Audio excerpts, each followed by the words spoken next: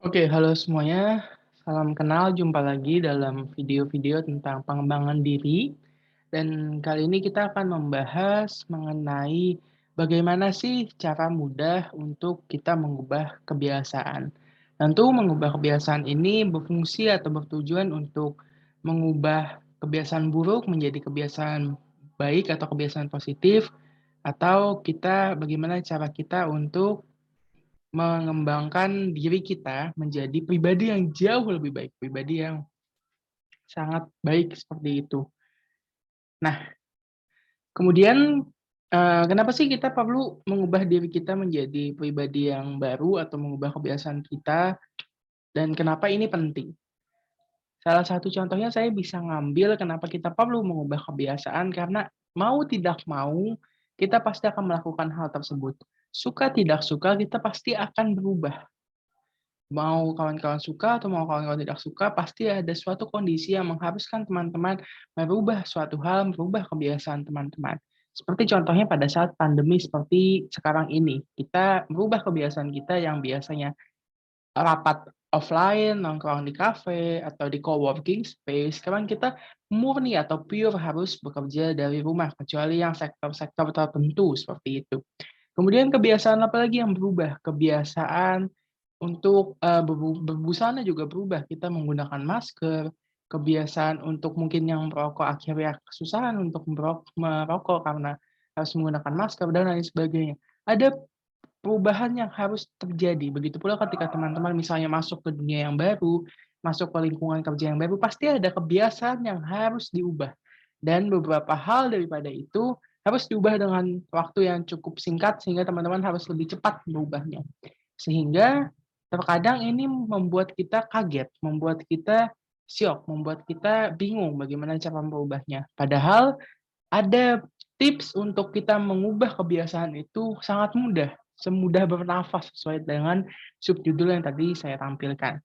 Bagaimana caranya? Jadi yang pertama teman-teman harus lakukan adalah yakinkan diri untuk kita mau berubah, tapi kita harus merubahnya pelan-pelan. Contoh, ketika teman-teman mau merubah banyak hal dalam dirinya, biasanya orang-orang yang baru nih, orang-orang yang dalam tanda petik baru masuk atau baru bekerja dan lain sebagainya, biasanya selalu kayak begitu. Selalu ingin untuk berubah 100%, banyak hal yang ingin diubah dan lain sebagainya. Nah, padahal kan ketika kita mau merubah segala sesuatunya, kita harus pelan-pelan. Sebagaimana ketika teman-teman sedang merenovasi rumah, pasti step by step, entah renovasi kamar dulu, entah renovasi ruang tamu dulu, tapi kan ini pasti step by step. Begitu pula dengan mengubah hal yang ada di dalam diri kita. Usahakan itu step by step atau satu per satu seperti itu. Kemudian fokus, karena kalau kita nggak fokus melakukan segala sesuatu pasti susah. Jadi kita fokus tapi kita urutkan dulu urutan prioritasnya yang mana. Yang kita ubah pertama apa, yang kita ubah kedua apa. Jadi ya step by step-nya ada. Kemudian mulailah dari hal-hal yang kecil. Jangan kalau mau berubah itu langsung yang besar. Contoh kalau misalnya teman-teman yang lagi mau diet misalnya, kan kalau kita mau diet kadang-kadang kita mikirnya, mau turun 50 kilo, mau turun 20 kilo, mau turun 10 kilo. Itu kan hal-hal yang mungkin besar ya, ekspektasinya besar. Sedangkan kalau kita dalam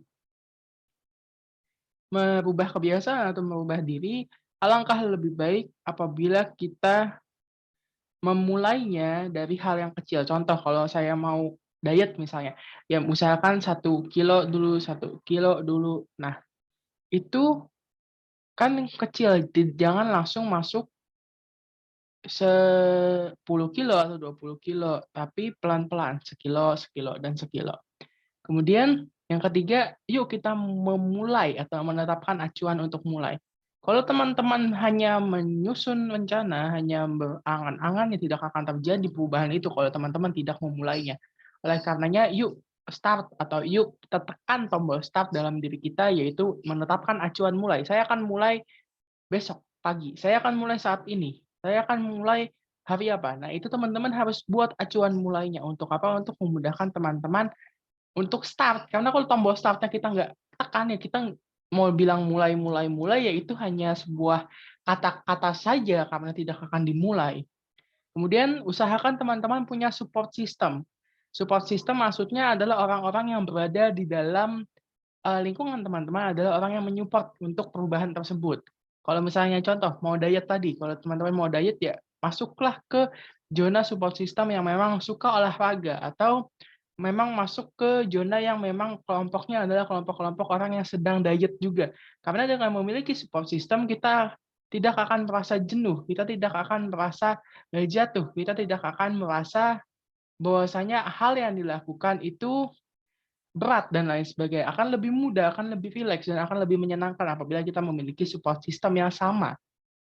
Kemudian bangunlah semangat dari dalam diri, karena kalau misalnya teman-teman tidak punya semangat dari dalam diri itu bahaya, karena semangat utama untuk merubah kebiasaan adalah semangat yang ada di dalam diri teman-teman. Teman-teman maunya apa dari perubahan ini? Apa yang menjadi outcome teman-teman untuk berubah?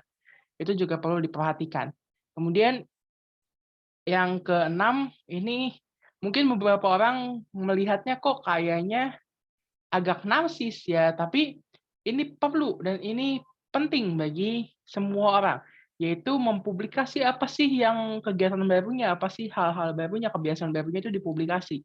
Bukan berniat untuk sombong, bukan berniat untuk narsis, melainkan untuk menjadi gambaran progres kita. Ketika kita publikasi ini tidak harus di sosial media, bisa teman-teman foto selfie sendiri, simpan di galeri, dan lain sebagainya. Itu ketika kita melihat publikasi kita, misalnya kita sudah sebulan, 2 bulan berprogres, kita bisa melihat bagaimana perkembangan kita, bagaimana perubahan kita, dan itu bisa menjadi motivasi bagi teman-teman untuk semangat dalam menjalani perubahan. Dan yang terakhir yang tak kalah penting, yang paling penting bahkan menurut saya, adalah yuk kita buat ini sebagai sebuah kebiasaan yang baru. Karena kalau kita bicara kebiasaan, dalam beberapa teori itu adalah hal yang dilakukan selama 30 hari berturut-turut. Ada yang mau bilang selama 90 hari berturut-turut untuk menjadikan itu sebagai passion. Bagi saya teman-teman cukup lakukan itu selama 30 sampai 40 hari secara berturut-turut. Tidak boleh ada hari yang bolong. Karena kalau ada yang bolong kita ulang lagi hitungannya dari satu. Jadi usahakan selama 30 sampai 40 hari, teman-teman lakukan hal tersebut secara rutin, jadi terjadwal rutin dan sebagainya, sehingga itu bisa membentuk sebuah kebiasaan bagi teman-teman. Untuk apa? Untuk bisa mengubah kebiasaan yang lama, menghilangkan kebiasaan yang lama, dan membuat hal baru tersebut menjadi kebiasaan yang akan teman-teman jalani ke depannya.